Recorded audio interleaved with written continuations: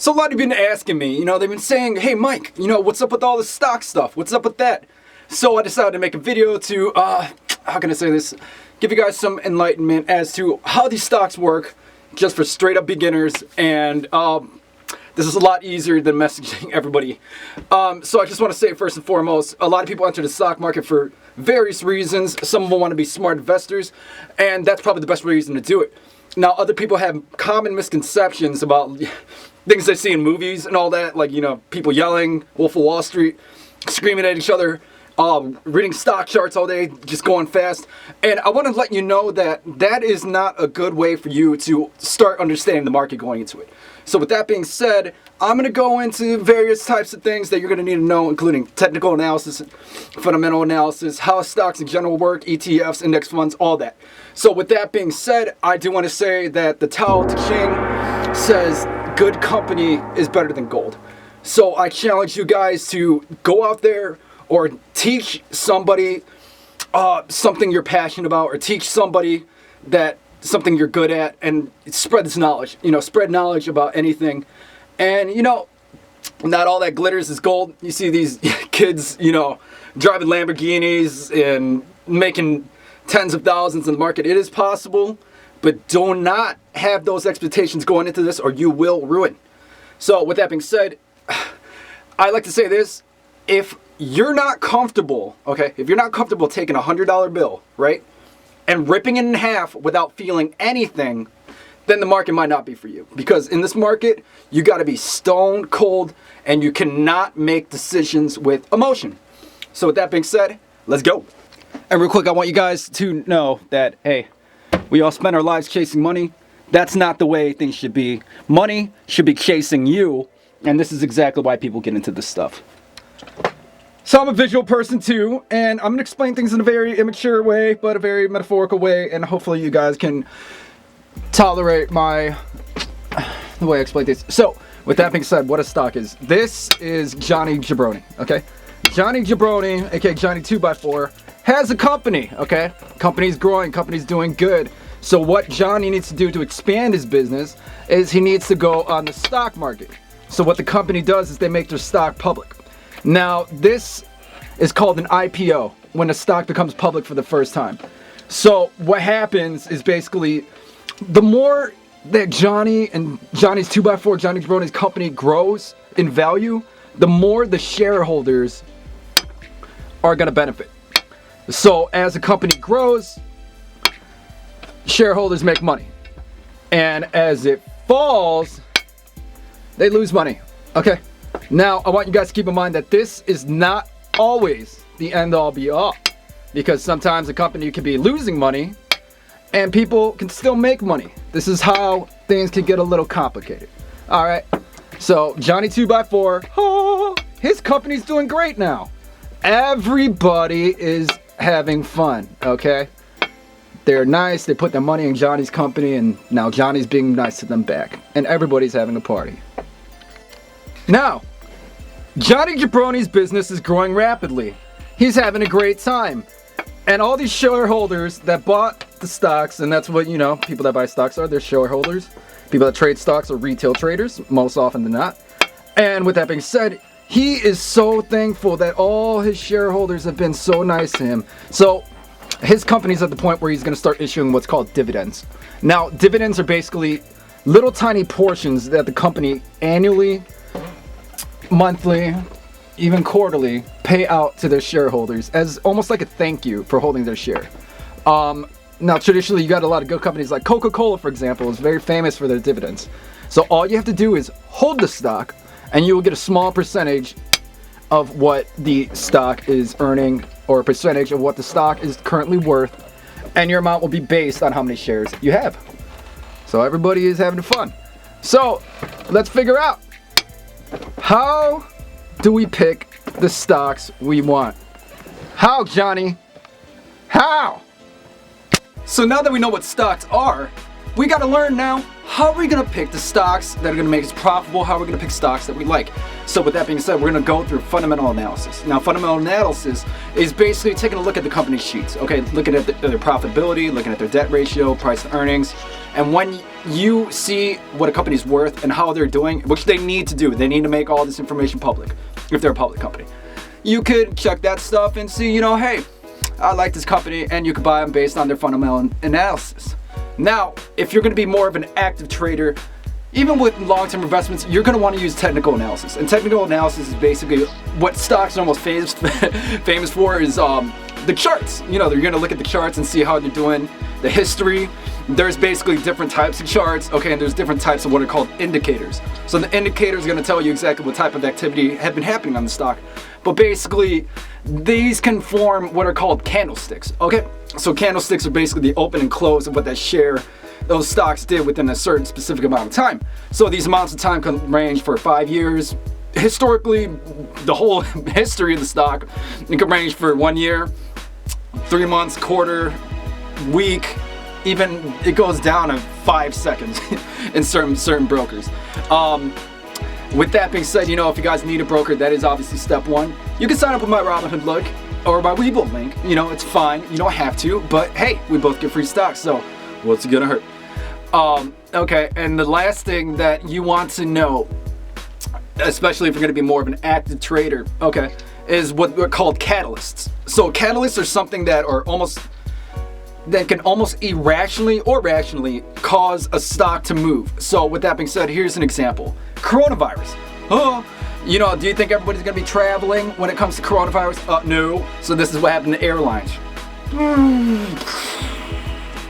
Well, not, but it went.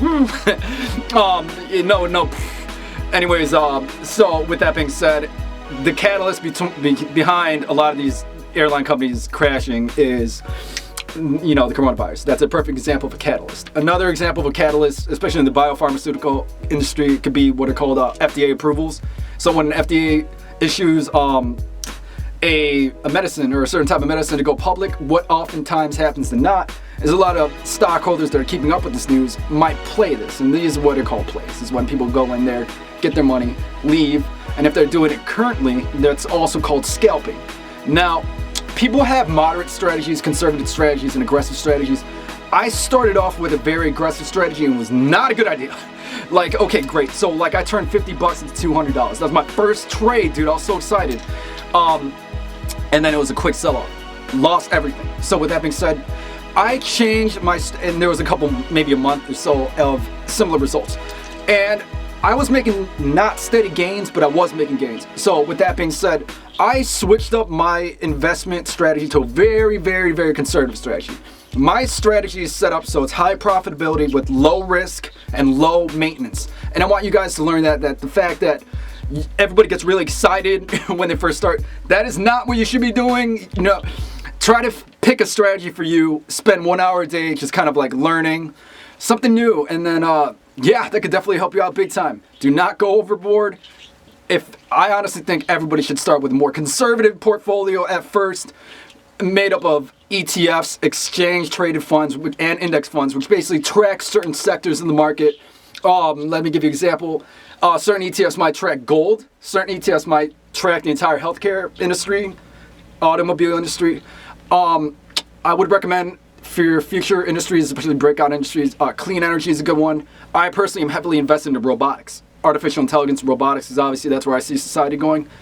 And yeah, so let's go into fundamental analysis on the computer and technical and yada yada yada. Not all that glitter. So for a good example, we're gonna use a company called Moderna. All right.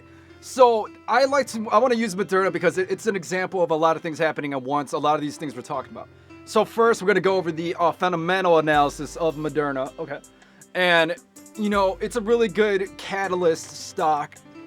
So I'm not gonna screen record this, but I will be informative with the camera.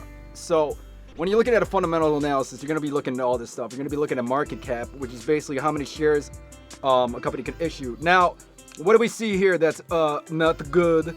Their income is negative 600 million and their sales are 246. So normally, I want to ask you guys a question. Here's a quiz.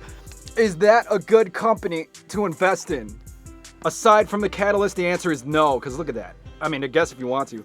Here's another good example of something you should not look for, and dividends. When there's an absence of dividends, that's, I don't like that.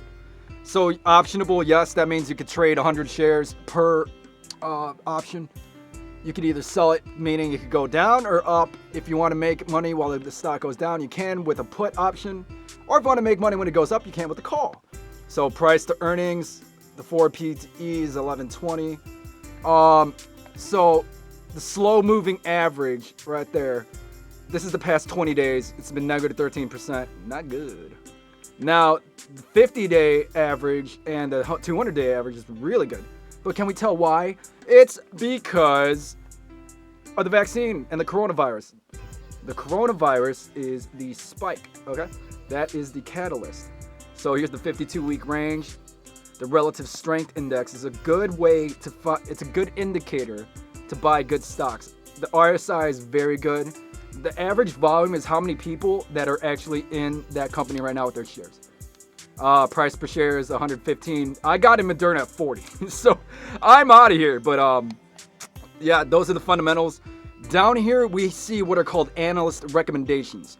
So analysts are basically fancy schmancy people that go to school to figure out, what the fuck this is all about. But here's an interesting thing about analysts is a lot of times they are wrong, and I'll tell you why. They actually did a psychological study in the 80s where they had 10 analysts try to predict the stock price of a few stocks. And on the other hand, they had monkeys, like literally monkeys. And what they did is they had the monkeys throw the darts at the wall. And on the wall was different names of companies. And it turns out the monkeys actually did better than the analysts. So if you're going to use analyst recommendations, take them with a grain of salt. Now, Moderna, we're seeing a downgrade. That basically means that, I think it's about time to sell. I mean, these people are saying hold. I don't agree. I mean, how much more can Moderna run? I don't know. It's up to speculation. So we're going to do a technical analysis now, which is basically looking at charts, seeing all these different lines, squiggles, and all that, and trying to figure out how we can make money off them. Okay, so like I said, Moderna is a good reason. So we got the market at 50 million right now. Okay, so I want you guys to realize that this is a biopharmaceutical stock, a healthcare stock. So what we see here are called candlesticks, right? So this is going up big time on the catalyst of news. So every time a company usually puts out press releases or news, things like that can happen where it spikes up. Now, I want you guys to realize that every single one of these candlesticks and the shapes they take on and how they stand next to each other are various ways you can figure out how they're going to move, how the reversal patterns are happening. So I don't know if you guys can see it right there is what's called a doji, which is basically when it sits like straight in the middle. That's when investors are basically battling each other out, or the opposite, not doing anything at all. So here's a good what's called a breakout is when it happens really fast. Here's a good run. Like if you would invest it right there, that little tiny doji right there, let it run. Okay, bam. You could sell not at that green, you sell at the red right after it.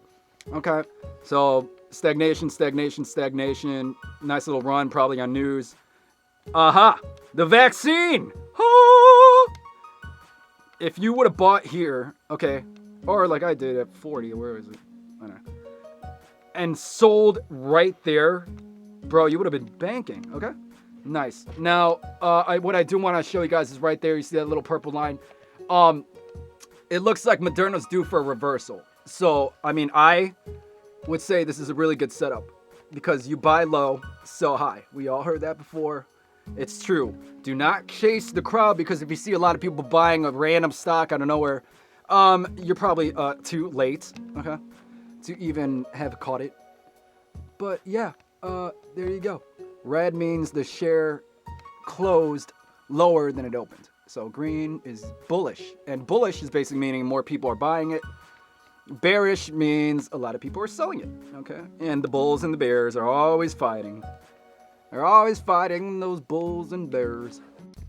So now you might be thinking, hey Mike, what's up with that? What website was that? That website is called Finviz.com, Finviz.com. And it's what's called a stock screener. Stock screeners are websites where you can pick stocks. They have a list. And you can go through all the fundamental analysis, the technical analysis there. They usually have them on your brokers as well. But, hey, it depends on what kind of trader you are. I use screeners to think of long-term stocks where I'm actually being active trading, looking at the charts and all that during the daytime.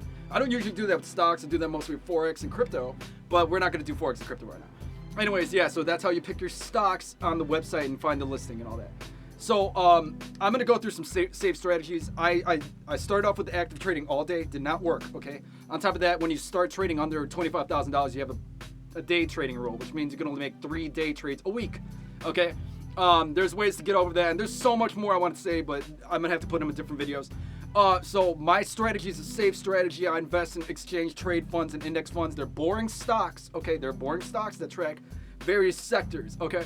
But what you want to do when you're investing in those, it's actually, in my opinion, the greatest strategy, because if you want to be moderate and conservative, because I literally sit back and I see the gains. I don't have to do anything. I don't, like, at this point, this strategy is set up so I can just relax, and I'm not in a rush, okay? There's a quote that says, a rich person could play broke his whole life, but a broke person can only play rich for so long. It's true. You know, money isn't everything, but to me, you gotta be passionate, okay? And I think this is something that you could take away from this too. Be passionate about whatever you're doing. And I love stocks too, because to me it reminds me of like music skills, and that's a very good comparison, because if you're a musician, you gotta learn these skills. You gotta drill them into your brain. And once you start drilling this information in your brain, it's just there, you'll do a lot better than just playing guessing games all day. So, just a little bit of tips. Personally develop for 1 hour a day, no matter what you're doing. Set aside 1 hour a day to learn about something that interests you. Do it for personal development, especially about finances. Don't flex your gains too much, okay?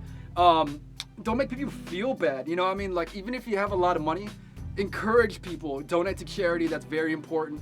I believe in karma, so donate to charity if you want. Take 1/3 of your income and put it towards investments. So here's the rule: save 1/3, spend 1/3 on yourself, and invest 1/3. And that could be, I guess, you know, your bills or whatever. But my point is, you want to put them towards actual investments and things that'll pay you money in return. The way to get rich is to basically make money while you sleep. You've heard it a million times. And jobs aren't going to do that, most likely. So you're going to need investments if you want to go to where you want to go. I'm not saying all this to brag. Absolutely not. I love stocks and I love teaching about stocks. You know, I'm only going to get better. That's a fact, okay? So with that being said, feel free to sign up on the links, like and subscribe. You know, I'm happy to, you know, help. And like I said, go out there and try to teach somebody else something that you're good at too. Because I just think that's a good way to pay it forward knowledge-wise. Because life is about learning. It isn't about money.